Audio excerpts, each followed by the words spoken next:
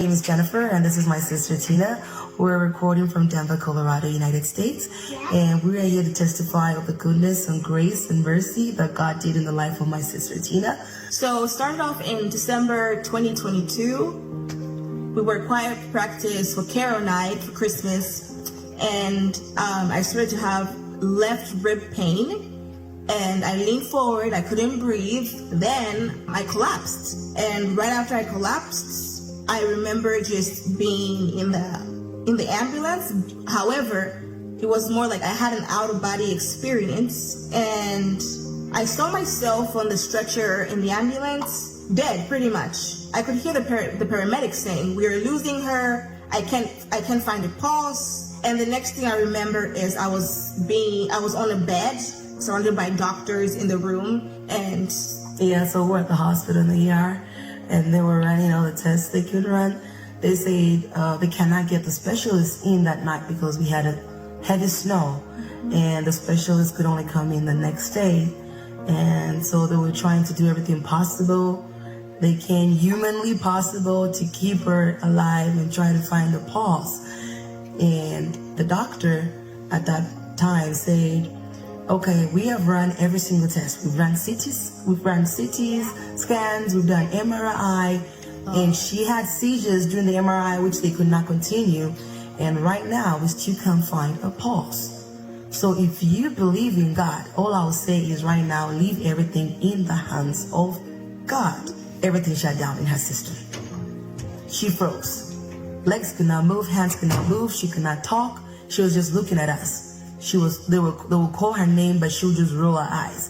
Again, they had to take her back to see what is going on. If it's something internal, if whether she has an internal bleeding, any clot from somewhere.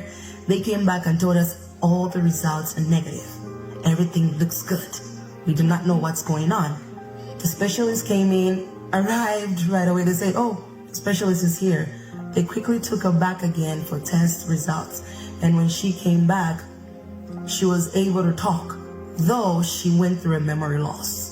So they say because the seizures were not epileptic seizures, they were non-epileptic seizures, meaning the seizures that she was having, what was causing those seizures was the trauma and stress that she had gone through, and that's why those seizures were happening. So now they had to wait for her to make some sort of movements with her legs so they could discharge her. And within a short period of time, again, we got into prayers. There they came back, she moved her legs. They said, "Okay, we'll discharge you." She didn't even stay for more than 12 hours at home. Again, here we go through seizures. She can't breathe. She's complaining she can't breathe, she can't breathe, she can't breathe. I'm losing her over here. Yeah, I was having again 25 seizures in 3 hours. And so they had to come again back to the hospital. Again, tests, they say we still cannot figure out. The only thing we can rule is trauma.